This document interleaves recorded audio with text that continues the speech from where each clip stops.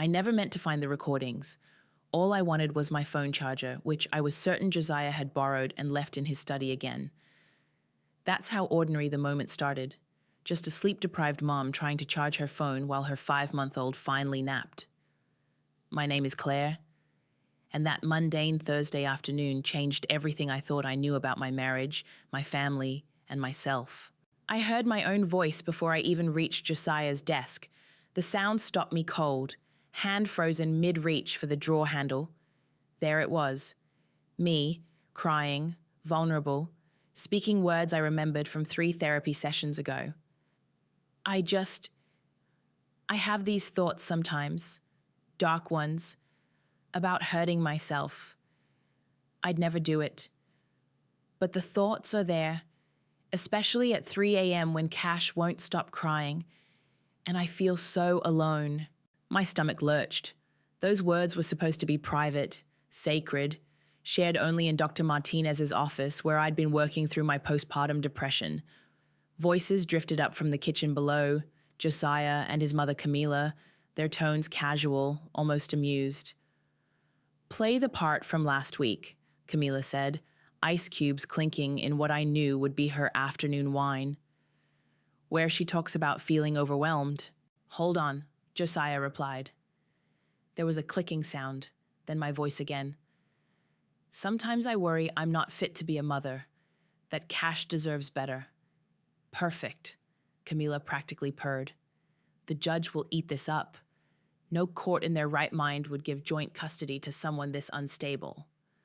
"That's the plan," Josiah said.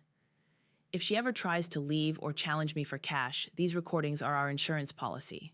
I pressed my hand against my mouth, fighting the urge to vomit. The world tilted sideways as pieces clicked into place. Josiah's sudden interest in my therapy schedule, his insistence on driving me there, the way he'd wait in the parking lot instead of at home with Cash. "What about doctor-patient confidentiality?" Camila asked. Josiah laughed. "Please, I planted a recorder in her purse. As long as we don't try to use it in court directly, having it gives us leverage.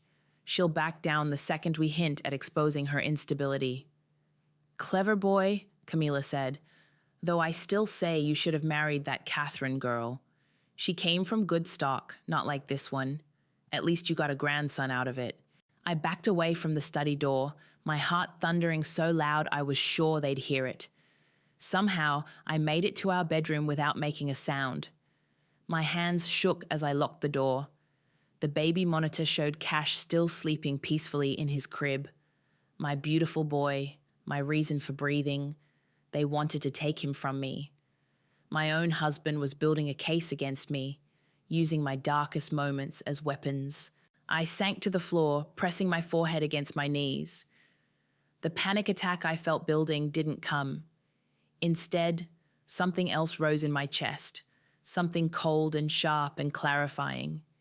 Because in those therapy sessions, I hadn't just talked about my struggles, I'd talked about everything, including the things Josiah told me in confidence about his family's creative accounting, about the shell companies, about the offshore accounts his father used to hide millions. My hands steadied as I reached for my laptop. Dr. Martinez had a policy of recording all sessions for liability purposes, giving patients copies on USB drives for transparency. I kept mine in a box of old pregnancy tests, somewhere Josiah would never look. I plugged in the drive labeled Session Archives and opened the first file. My voice filled the room, stronger than the broken version they'd played downstairs.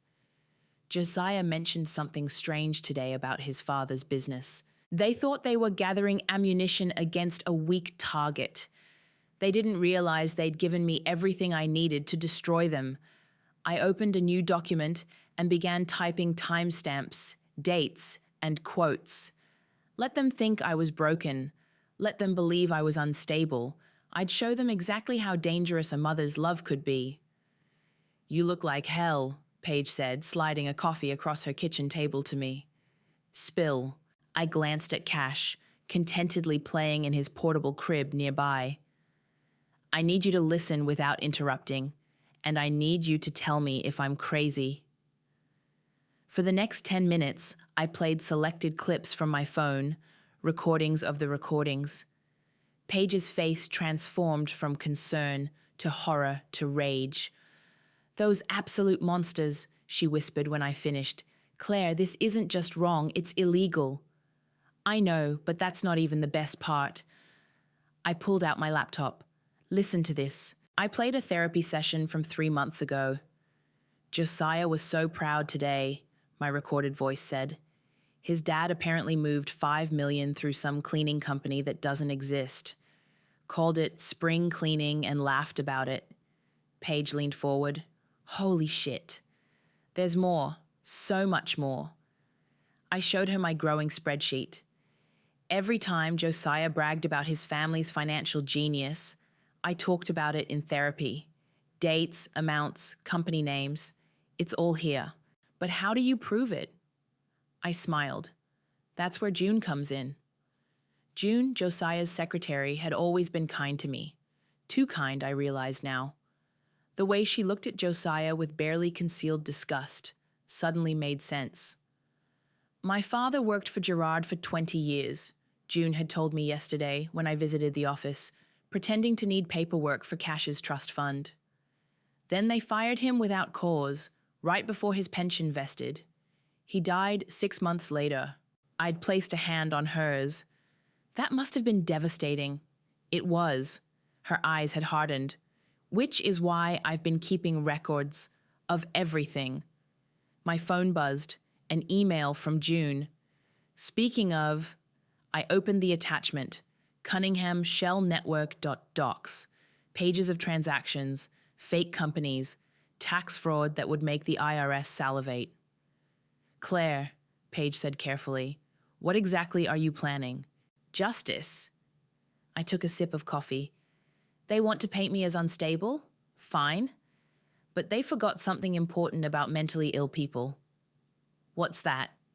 "We keep really detailed records." My phone buzzed again. Josiah. "Where are you?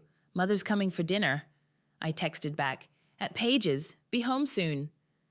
"You're going to act normal?" Paige asked. "Better than normal. I'm going to be the perfect wife they think they've broken." I stood, gathering Cash's things. "While I build the case that will destroy them." "What do you need from me?" "Be ready to testify about what you heard today. And..." I hesitated. "Maybe a spare room when this all explodes." Paige hugged me fiercely. "You're not crazy, Claire. You're not unstable. You're a mother protecting her child." At home, I found Camila already in my kitchen, criticizing my choice of organic baby food. "Really, Claire, you're being paranoid. Regular food was good enough for Josiah."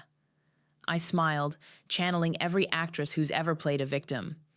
"You're right, I'm probably overthinking it. Postpartum anxiety, you know." "Of course, dear." Her smile didn't reach her eyes. "We're all so worried about you." "I'm lucky to have such a supportive family," I said, and watched her buy it completely. Later, after they left, I got another email from June. "Meeting tomorrow, bring a flash drive." I was typing a response when my therapist's number flashed on my phone. Dr. Martinez never called after hours. "Claire, I need to tell you something concerning. Josiah came by the office today demanding copies of your records. He had some paperwork. It looked official, but felt off." My hands turned cold. "What did you tell him?" "Nothing. Doctor-patient confidentiality isn't something a spouse can override. But Claire, he said something about proving you're an unfit mother. Are you safe?" I looked at Cash, peaceful in his swing, then at my laptop full of evidence. "I will be, Dr. Martinez. I will be. Do you need help?" "Actually," I said, an idea forming, "there is something you could do. How do you feel about wearing a wire?" Gerard's birthday dinner was a masterclass in family pretense. I wore the emerald dress Josiah bought me, fixed my makeup to hide the sleepless nights, and slipped my phone into my clutch, voice recorder running. "You look perfect," Josiah said, adjusting Cash's tiny bow tie. "Mother will be pleased." "Will..." The Cunningham estate sprawled before us, lit up like a Christmas display. Cars worth more than my annual salary lined the circular driveway. Inside, the air smelled of money, expensive flowers, aged whiskey, and entitlement. "Claire, darling," Camilla air-kissed my cheeks. "You're looking better." I gave her my best fragile smile. "The new medication is helping." Her eyes gleamed with predatory satisfaction. Behind her, June caught my gaze and gave an imperceptible nod. Everything they said tonight would be documented. Gerard held court in the living room, accepting tributes from business associates. "Claire, bring my grandson here." I handed cash to him, noting how the baby immediately started fussing. Gerard bounced him awkwardly. "He'll learn the family business soon enough. Speaking of which, Thomas, tell them about that brilliant paper route we set up in the Caymans." Thomas, their accountant, laughed. "Genius move with that property acquisition. The IRS won't know which way is up." My phone recorded every word. Dinner was served on china that probably cost more than my car. I sat between Josiah and their family lawyer, Quentin, who kept refilling my wine glass. "Drink up, Claire," Camilla encouraged. "You seem so tense lately." "Oh, I shouldn't," I demurred. "The medication? Nonsense. One glass won't hurt." I pretended to sip while Camilla launched into her toast. "To Gerard, the smartest businessman I know. Who else could turn a simple cleaning company into a multi-million-dollar enterprise without anyone being the wiser?" Laughter rippled around the table. My phone caught it all. "And to family loyalty," she continued, her gaze fixing on me, "which means protecting our own no matter what. Speaking of which, Claire, I've been meaning to talk to you about Cash's future." I felt Josiah stiffen beside me. "We're concerned," Camilla said, her voice dripping false sympathy. "About your stability. If you ever did anything to disrupt that boy's life, well, I know some very efficient people at Child Protective Services." The table fell silent. I counted to 3 before responding. "I only want what's best for Cash." "Good girl," Camilla smiled. "Remember that." Later, as servers cleared dessert plates, I excused myself to the powder room. June met me there. "Got something for you," she whispered, passing me a USB drive. Financial records from the last 5 years. Dates matched the therapy sessions where he bragged about it. "Thank you," I breathed. "Are you sure?" "They destroyed my father." June's eyes hardened. "I want them to burn." My phone buzzed, a voicemail from Dr. Martinez. I waited until I was alone to play it. "Claire, call me immediately. Josiah tried to subpoena your therapy records today. The paperwork was suspicious. I think it might be forged. I've alerted the medical board, but you need to be careful. He's escalating." I deleted the message and rejoined the party, where Gerard was now bragging about his new lake house. "Paper route money," he winked at his business partners.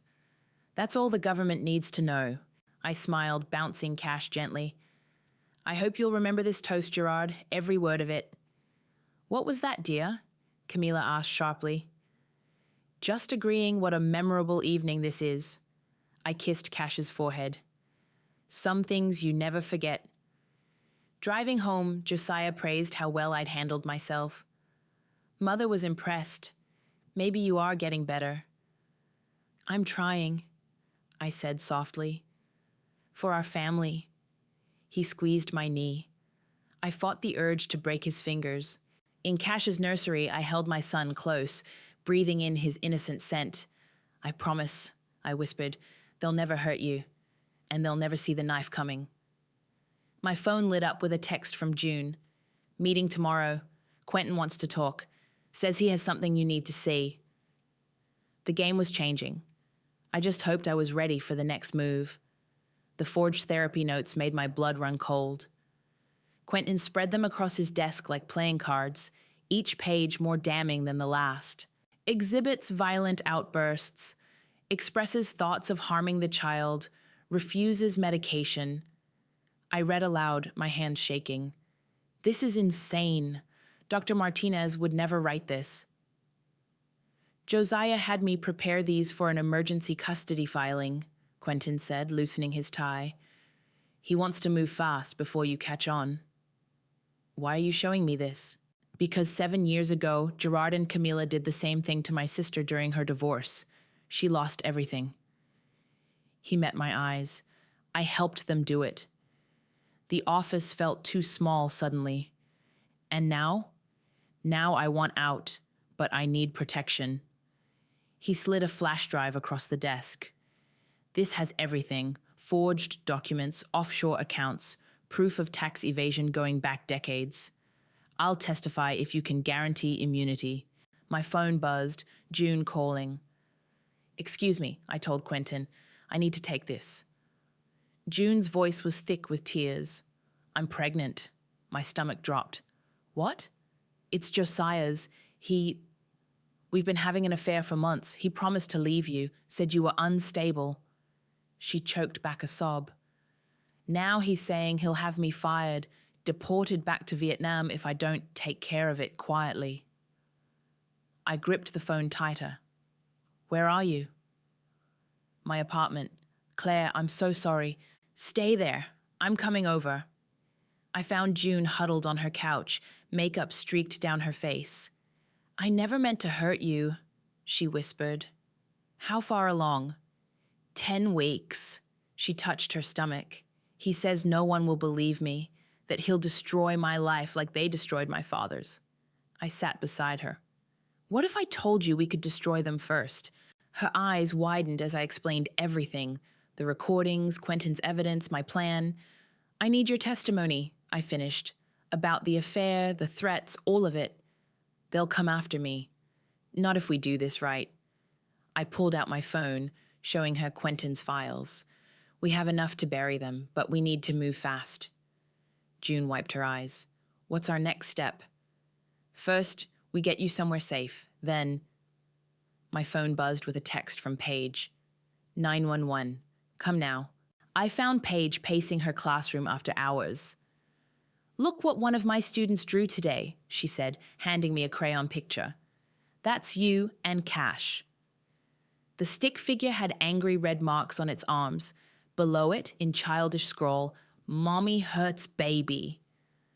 Josiah dropped Cash off at daycare this morning, Paige said quietly.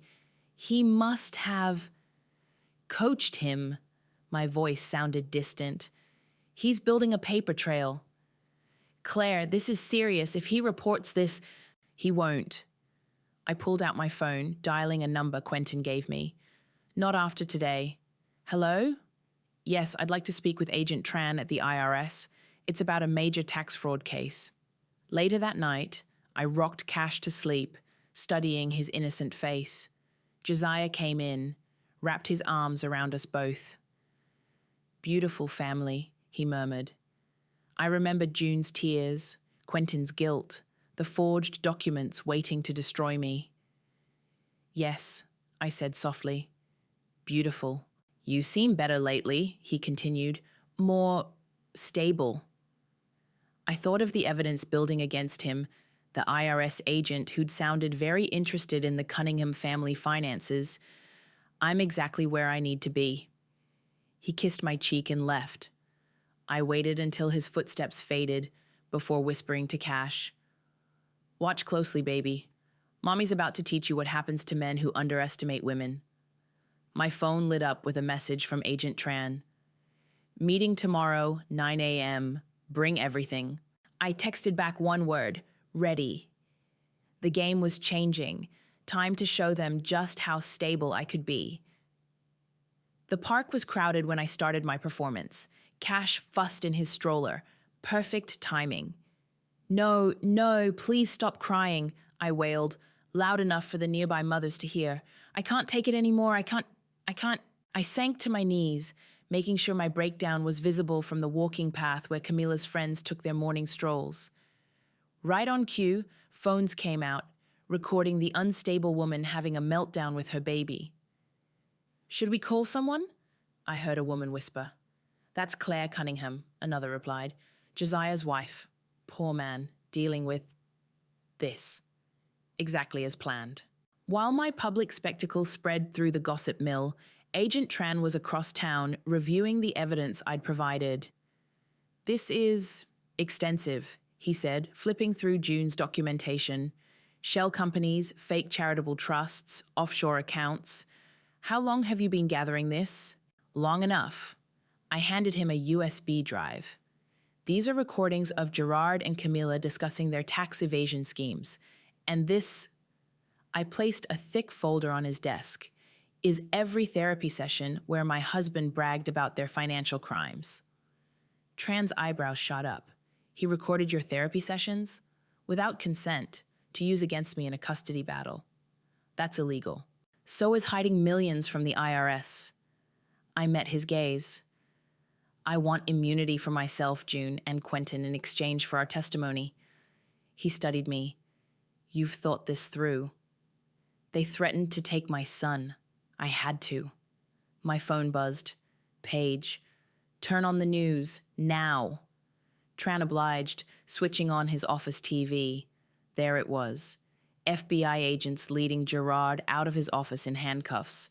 The headline scrolled, "Prominent businessman arrested in fraud investigation." "That's just the beginning," Tran said. "We've frozen their accounts. All of them." I checked my phone again. Dozens of missed calls from Josiah. One text. "What did you do?" "Excuse me," I told Tran. "I need to make a call." I found a private corner and dialed Josiah's number. He answered on the first ring. "You psychotic bitch," he hissed. "You're behind this, aren't you?" "Behind what?" I kept my voice innocent. "I've been at the park with Cash. Having a bit of a rough day, actually. Several people saw me struggling." Silence. He was putting it together, my public breakdown providing the perfect alibi. "You can't prove anything," he finally said. "No," I smiled. "Check your email." I'd sent him one file, his own voice, recorded in my therapy session. "Dad's got millions hidden where no one will ever find it. We're untouchable." "That's inadmissible," he sputtered. "In court, maybe, but the IRS doesn't need court permission to investigate tips, especially when those tips come with paper trails." "I'll destroy you. I'll take Cash." "With what evidence? The forged therapy notes? Dr. Martinez already reported those to the medical board. The crying baby picture? Funny how security cameras caught you coaching him this morning." My phone beeped. Another call coming in. "That's probably your mother. FBI just arrived at her house too. Give her my love." I hung up and returned to Tran's office. He was on the phone, looking grim. "We found the offshore accounts," he told me after hanging up. "All of them. The Cunningham empire is finished." "What about June? She's vulnerable right now." "We'll protect her. Her testimony about the pregnancy and threats will be crucial." My phone lit up with messages. Flying monkeys from Josiah's social circle, calling me horrible names. I blocked them all. "Are you ready for what comes next?" Tran asked. "They won't go down quietly." I thought of Cash, safe with Paige, of June, finally free from their threats, of my therapy sessions, turned from weapons against me into the ammunition for their destruction. "I've been ready since the day I found those recordings," I said. "Let them come." My phone buzzed one last time, a text from June. "FBI just took Josiah. It's happening." I smiled at Tran. "Shall we go watch the world burn?" He gathered his files. "After you, Mrs. Cunningham." "Just Claire," I corrected him. "I won't be Mrs. Cunningham much longer." The courthouse hallway buzzed with tension. Camila stood with her remaining supporters, shooting daggers at me while pretending to dab her eyes. "She orchestrated this whole thing," she announced loudly. "Used her mental illness to manipulate everyone. That's what these people do." I clutched my folder of evidence tighter, remembering Paige's advice. Let them dig their own graves. June appeared, escorted by 2 federal agents. Camilla's face twisted.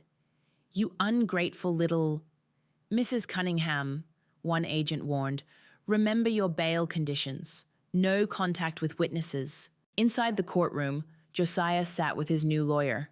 His expensive suit couldn't hide the toll of 3 nights in jail. When he saw June's pregnant belly, now obvious at 4 months, his face went slack. "All rise," the bailiff called. Judge Roberts studied the room. "This emergency custody hearing is now in session. I understand there are criminal proceedings running parallel to this case." "Yes, Your Honor," Josiah's lawyer said. "But my client's financial matters shouldn't impact his parental rights. We have evidence of Mrs. Cunningham's unstable behavior." "Objection," my lawyer interrupted. "Their evidence includes illegally obtained recordings and forged medical documents." "Your Honor," I stood up. "May I submit something?" The judge nodded. I handed over a manila envelope. "This is a recording from 2 months ago. In it, my husband discusses his plan to fabricate evidence against me." The courtroom speakers crackled with Josiah's voice. "The therapy notes are perfect. She'll never prove they're fake. Once we get emergency custody, she's done." Josiah's face went white. "Furthermore," I continued, "I have documentation showing I was coerced into signing what I was told were temporary guardianship papers while under duress." "She's lying!" Camilla shrieked from the gallery. "Mrs. Cunningham, control yourself or leave," Judge Roberts warned. "Continue, Claire." I pulled out another document. "This is from my therapist, Dr. Martinez, detailing my consistent treatment attendance and progress with postpartum depression. Unlike the forged notes submitted by the defense, these are authenticated and notarized." June was next to testify. Her voice shook but held firm as she described Josiah's threats, the affair, the attempted cover-up. "He said he'd have me deported," she finished. "That no one would believe me over his family." Josiah leaped up. "She's lying. That baby isn't—" "Sit down," his lawyer hissed. The judge's gavel cracked. "Mr. Cunningham, control yourself. Given the severity of these allegations and the pending criminal charges, I'm granting temporary full custody to Claire with supervised visitation for the father pending—" "You can't do this," Josiah shouted. "I want a DNA test. That baby is mine. Both of them are mine." The courtroom erupted. Through the chaos, I caught Camila's calculating smile. She thought she had an ace up her sleeve. "DNA test granted," Judge Roberts declared. "But Mr. Cunningham, one more outburst and you'll be held in contempt. As I was saying, supervised visitation pending completion of mandatory parenting classes and psychological evaluation." Outside, Camila cornered me by the water fountain. "You think you've won? Wait until that test comes back.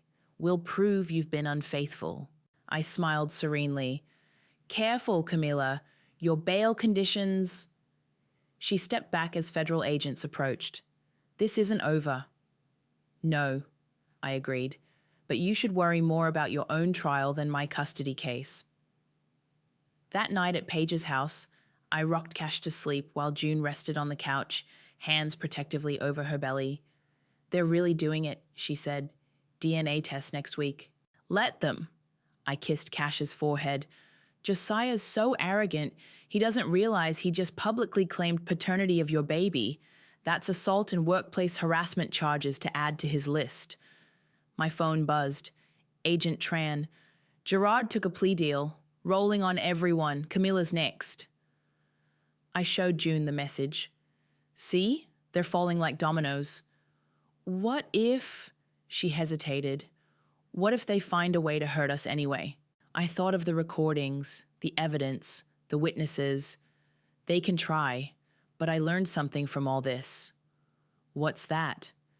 The best revenge isn't served cold. It's served with paperwork. Cash stirred in his sleep, peaceful and safe. For now, that was enough. But tomorrow we'd finish this. The DNA results arrived on a Tuesday. I watched Camila's face crumple as she read them in the courthouse hallway. "Impossible," she sputtered. "This proves both children are Josiah's," I finished. "Just like he claimed in open court. Funny how that worked out." Her perfectly manicured hands shook. "You planned this. Somehow you orchestrated—" I orchestrated nothing. Your son did this all by himself. I stepped closer. How does it feel, Camilla, watching your perfect family fall apart? Before she could respond, federal agents appeared. Mrs. Cunningham, you're under arrest for fraud and misappropriation of nonprofit funds. I watched them lead her away, her designer heels clicking on marble, the mighty matriarch finally falling. Inside the courtroom, the judge reviewed the final custody arrangement. Josiah sat stone-faced as his visitation rights were restricted to supervised visits twice a month. Furthermore, Judge Roberts continued, Mr. Cunningham must complete 1 year of parenting classes and therapy before requesting any change to this arrangement. Your Honor, Josiah's lawyer interjected, given the DNA results proving paternity of both children, the DNA results prove nothing except your client's pattern of abusive behavior, the judge cut in. Ms. Clare, you may proceed with your impact statement. I stood, unfolding the paper I'd prepared. But looking at Josiah's smug face, I set it aside. Some things needed to come from the heart. I loved you, I began. Even when you recorded my therapy sessions. Even when you plotted to take our son. I loved you right up until I realized you never loved me at all. Josiah wouldn't meet my eyes. You saw my postpartum depression as a weapon, my vulnerability as weakness. But here's what you missed. Every time you bragged about your family's crimes, thinking I was too broken to understand, I was taking notes. The courtroom was silent. You wanted to paint me as unstable? Fine, but unstable people keep records. We document everything because we're used to not being believed.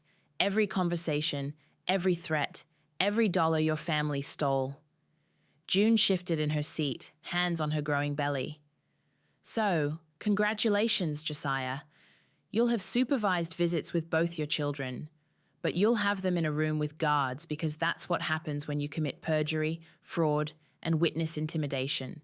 I turned to the judge. I'm done being afraid, I'm done being a victim, and I'm done with the Cunningham family. Judge Roberts nodded. Custody order is final.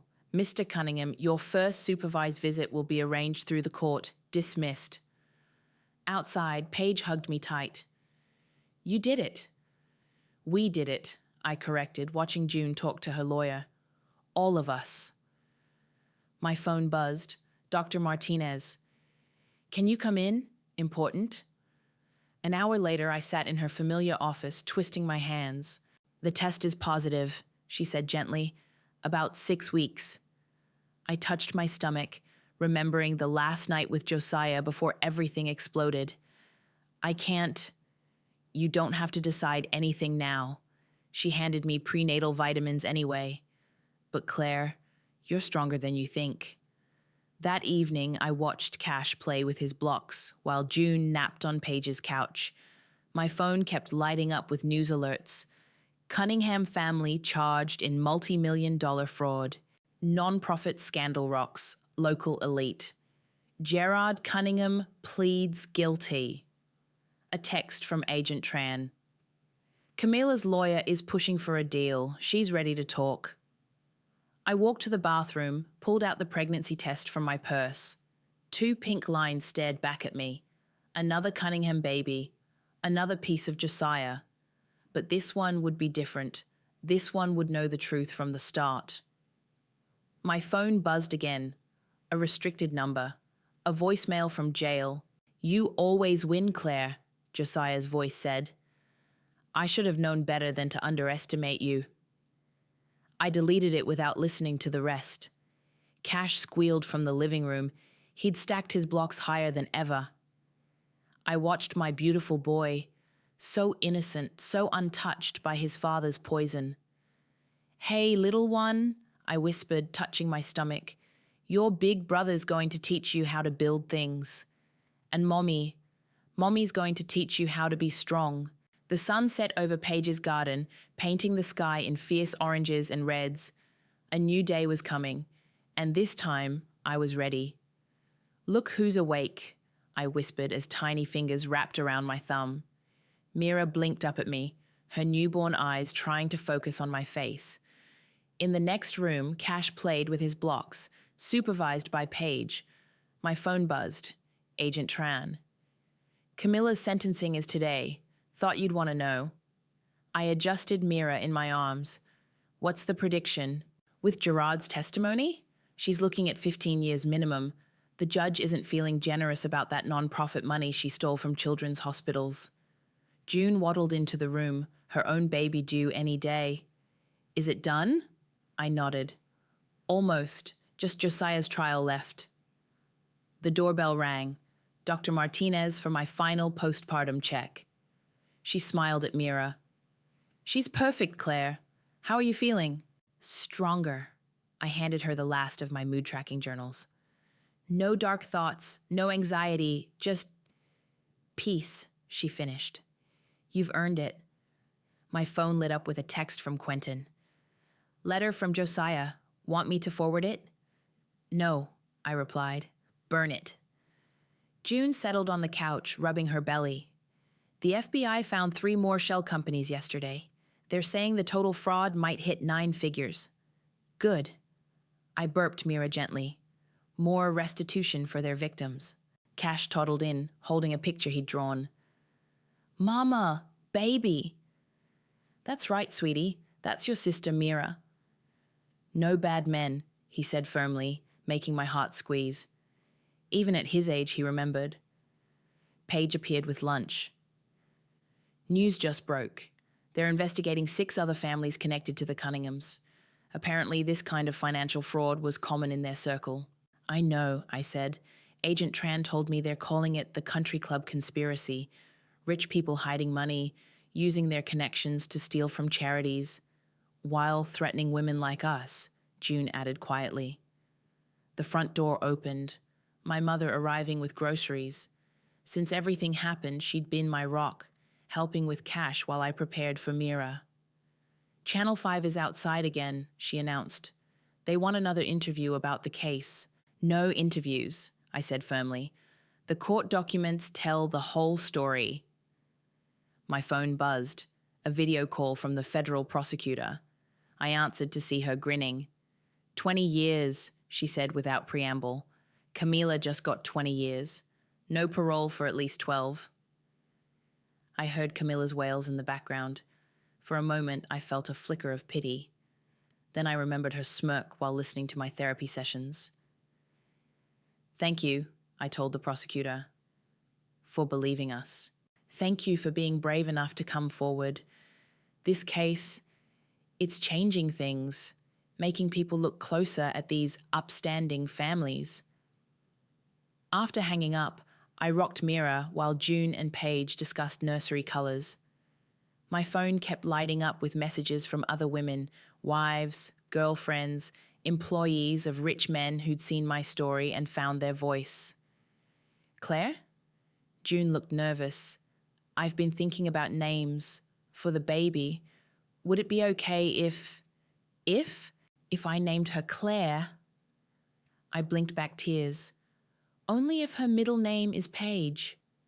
We laughed, and for a moment, everything felt light. Perfect. Then Agent Tran called again. We need to talk. Remember those other families we're investigating? It goes deeper than we thought. Would you consider consulting, helping other women navigate what you went through? I looked at my daughters, both of them, because June's baby was as much mine as Mira, and thought about strength, about justice, about turning pain into purpose. Send me the files, I said. Cash climbed into my lap, careful of his sister. Love you, Mama. Love you too, baby. I kissed his head. Want to help Mama save some more people? He nodded solemnly. Outside, the reporters waited with their cameras. Inside, we had built something stronger than the Cunninghams ever had, a family based on truth, on survival, on turning victims into warriors. Ready? Paige asked, holding up my laptop. I settled Mira in her bassinet, pulled Cash close, and reached for June's hand. Ready, I said. Let's get to work.